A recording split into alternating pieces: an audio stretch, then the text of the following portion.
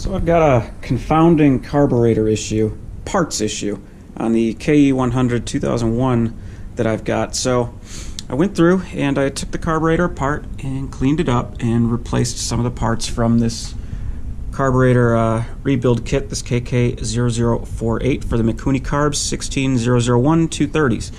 I can't actually find the stamp that verifies that's what this carburetor is, but I'm pretty certain that it is. Anyway, this carburetor set is said to work for all models 76 up to 1999. I don't believe there are any changes from 99 to 2001.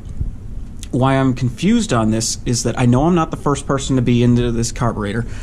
First giveaway was that this rubber grommet was missing on the bottom.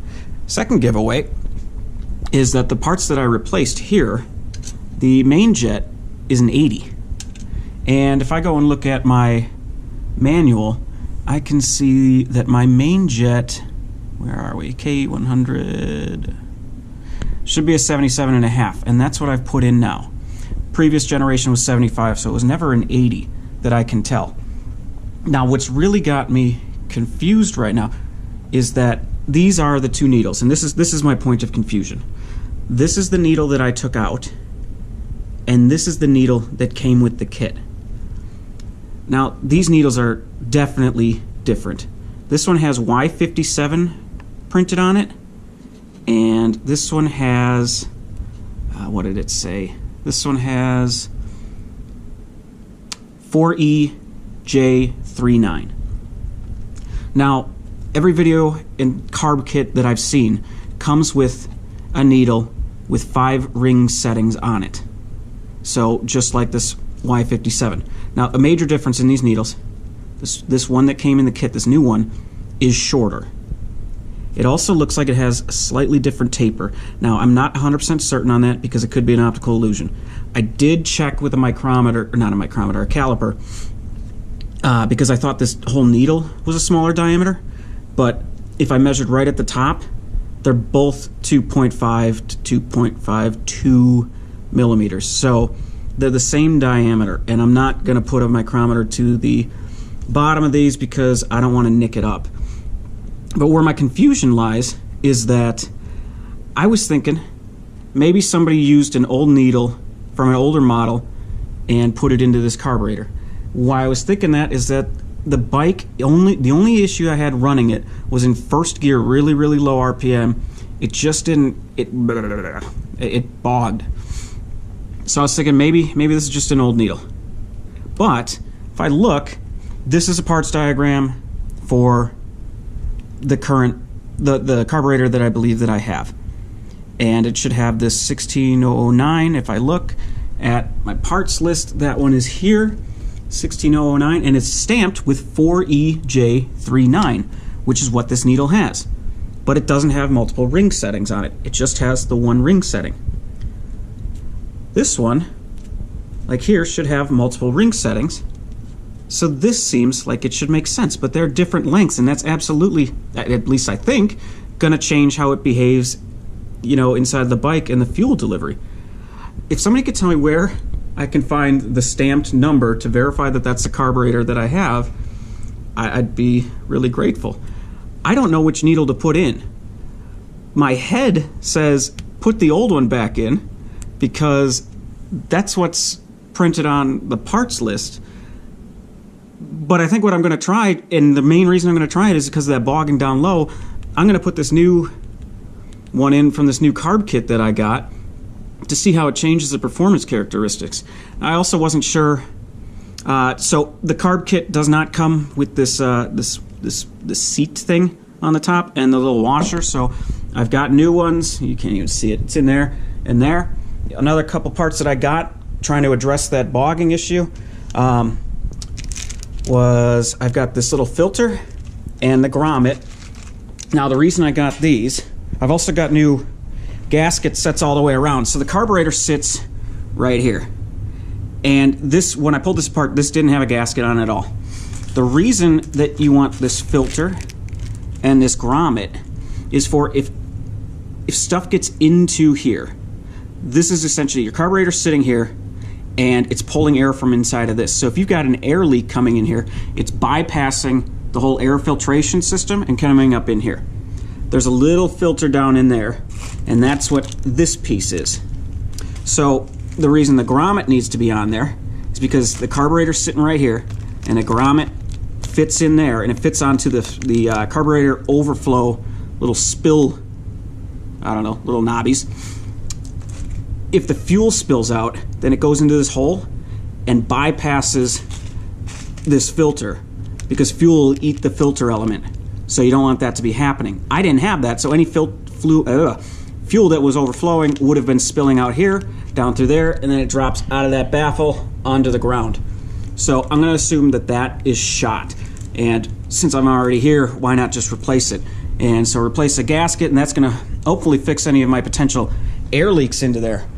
But this doesn't make a whole lot of sense to me, because this should need the needle I put back in, but it doesn't match anything I've said or seen, and it's a totally different length than this one. So, I mean, it's just going to have to be trial and error, I guess. If it doesn't run or runs like shit or whatever, I'll put this one back in, but it's just not clear to me why this is. I know things are different because it was running a bigger jet, and I was missing some parts, so whew, nothing's ever easy. You want to see why that little filter is important, and that grommet to redirect fuel flow? That's the new one. Pushed all the way up. That's the old one. And that filter element just falls all the way down. Those bends are from me trying to get it out. It really gets wedged in there. It's press in there. So when you're doing this, if you do this, you got to loosen up the skid plate and use a big number 3. You use a smaller number 2 JIS. You're going to strip these little screws. So that's the baffle that redirects it. But anyway, just wanted to show. That's probably one of the more overlooked things, because who would even think about it? But I mean, given the way that, you know, this carburetor is actually hidden inside of there, and this impacts the amount of air that's going through the carburetor, this little guy's important. So if you're missing that thing completely, or if it's been eaten all the way through, it doesn't matter that you got an air filter, because that's not supplying most of the air. That hole is. Alright, so I got the carburetor remounted, and everything looks like it's working alright. I'm not going to show the process of doing it, because I'm sure there's a much better way of doing it than I did. But it's on there and everything seems to be feeling okay. One issue I did have is there's a little cotter pin. I've now put a piece of wire. Anyway, it looks like that. There was a new one. They're tiny as shit, and you got to keep that thing above it when you're putting it on. And it's on the ground here somewhere, and I cannot find it. I've been rubbing the ground, can't find it. So I found some bits of copper wire, and made myself a little loop, and it works fine. So how that works is this cover's going to go over the top of it, and through the top of it, this is your idle set. So that'll go over the top, and inside of there, you can see if I turn it, it will change the resting height of the slide inside. So that'll change your idle speed. And if we want, we can see, I move the throttle, the slide moves up and down all nice and easy, and actually it adjusts the oil pump, the amount of fluid that's going to be putting into it. So that's with that Y57 needle, the one in the carb kit. So that's what we're going to be trying out. Put a new gasket on here, get this tightened up. I better not start it. Put some oil in it, put some fuel in it, and I want to kick it over, because I want to see how this runs. Yeah, so just a quick mention while I'm in here. So something I wanted to point out is that when you mount this carburetor, there's a nut on this side and a screw that goes through it, and the intake clamps down. There's a little plug, it might be tough to see, but it's a black rubber plug. And I've heard these things can be missing. If it's missing, then you've got a hole open right into the intake. So you want to make sure this plug's here. If you're taking it out, pull that plug out, and then you can get the screwdriver in, 10mm nut on the other side, and undo it. The other thing is we can see on my oil injector pump that the index mark, there's a little index mark down there. And mine looks like the oil should be slightly lean on here, you know, just looking at where the index mark is, but the spark plug that I pulled out said that, well, potentially I've got plenty of oil going into it. So if I want to mess with it, I may end up messing with that just to bring it up. You just mess with these, the nut there, and pull that screw back a bit so that the resting rate would be, you know, further up towards it and leave it more open. But I'm going to leave it where it was because it's been running pretty good with it like that. So the engine cover's just about to be put on. I also lost the cotter pin on there, and I like my wire. I'll snip that up a little bit, clean it up. Last thing, my least favorite design point is this stupid fucking sight glass on here. New sight glass and O-ring for it, and I filled it with oil and it still leaked. So now, well, before that I tried putting caulk around it, and the shitty white kind of bathroom caulk, and that just pulled out and started cracking right away. So now it's got some two-part epoxy drying around it, and I don't think that's going to go anywhere at this point. So at the I don't care about the sight glass. You pop the seat up and check if it's got anything in it. So whatever. I'm going to seal this thing shut no matter what. I don't want it leaking. And I guess I'll run the fuel line. The fuel line will go here, route it through there, and it will come up through this little rubber grommet here, and into the petcock that I didn't replace because the one that I said I purchased was the wrong one. So I still don't have the little knob, which sucks. So I got to move that with a vice grip. Last thing, what the hell was the other thing I wanted to do? Oh, I just put oil in it. If you're not used to this kind of thing, it doesn't have a dipstick or a sight glass or anything on there. This was empty, so I didn't drain it. I drained it a while ago. But open it up, get your funnel ready, and pull out this screw. This is your fill oil, or your filler hole. Basically, the bike is standing up right now. I got it rested right across from a paint stand. You blow on it from the other direction, it's going to fall over, so it's basically standing straight up. And what you want to do is fill oil in there until oil starts weeping out of the hole onto the ground. And then you'll put your little screw back in and button her up. It doesn't take much because it's just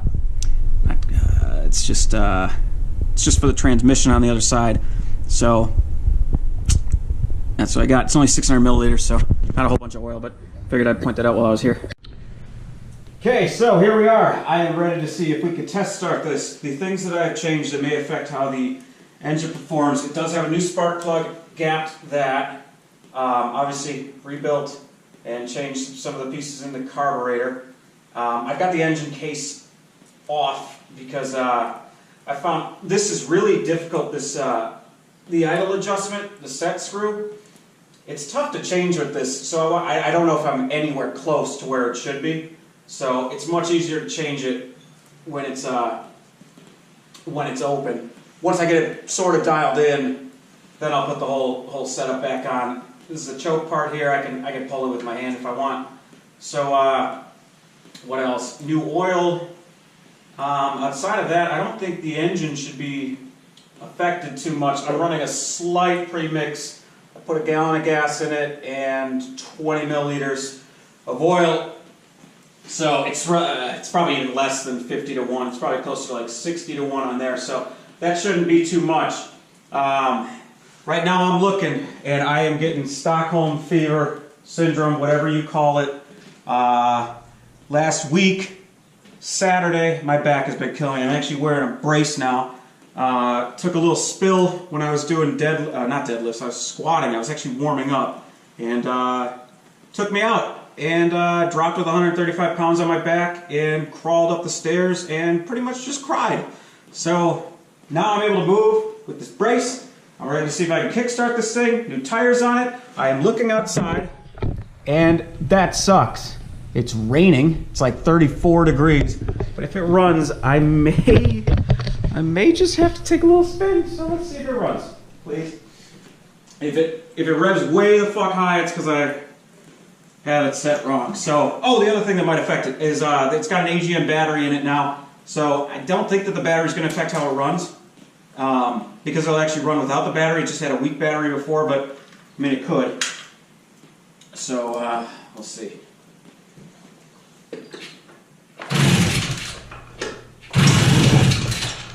it's almost there. Come on. This is no choke. Maybe a little bit of choke. Because it is cold.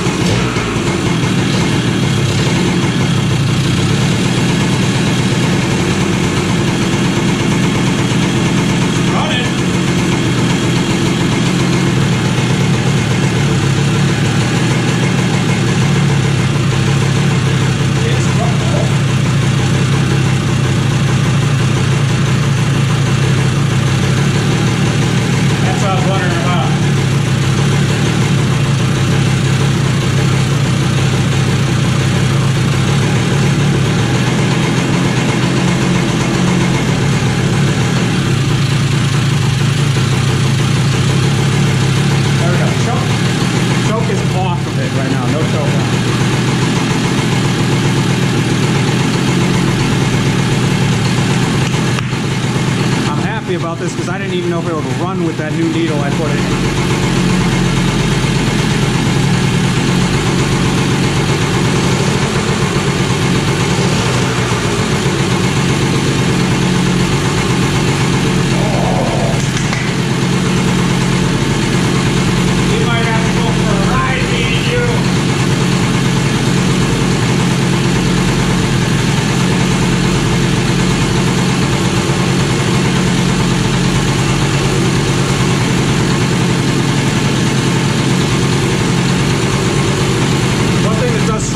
It does not have a tachometer, so I don't know where my idle's actually sitting right now, you know, in a quantitative look.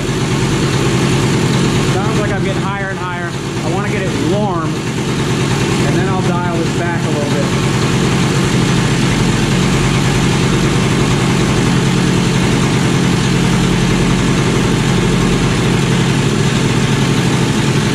Starting to see a little bit of smoke come up. I mean, I've gotten oil all over the thing, so I'm kind of expecting to see that at this point.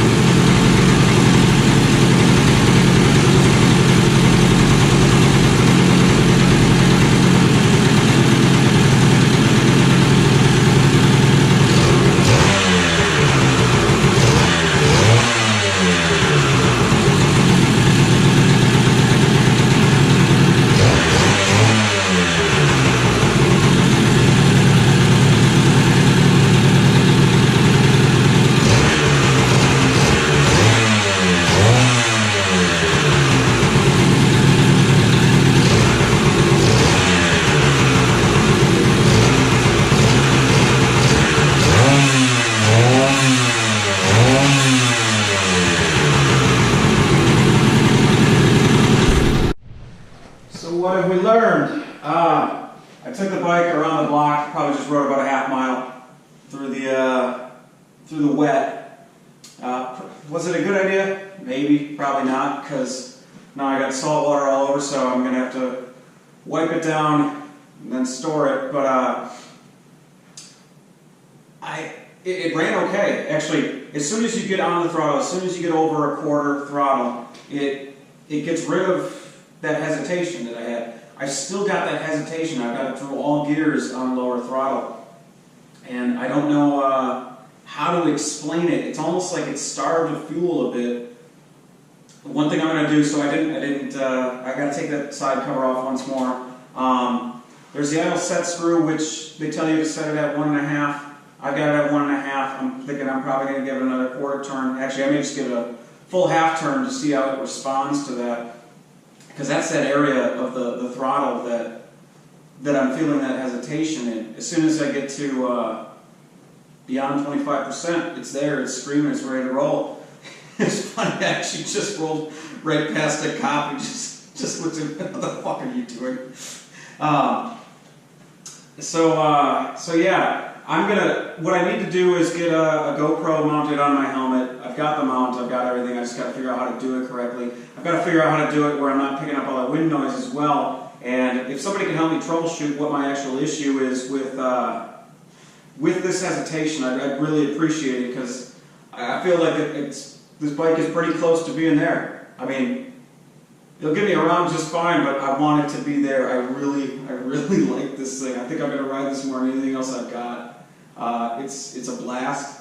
It's hilarious, and it weighs the same as me, and it's just funny. So hopefully next video you guys see of this bike, all 6 of you, you'll be riding with me. You can help me troubleshoot it. Appreciate it. Thank you.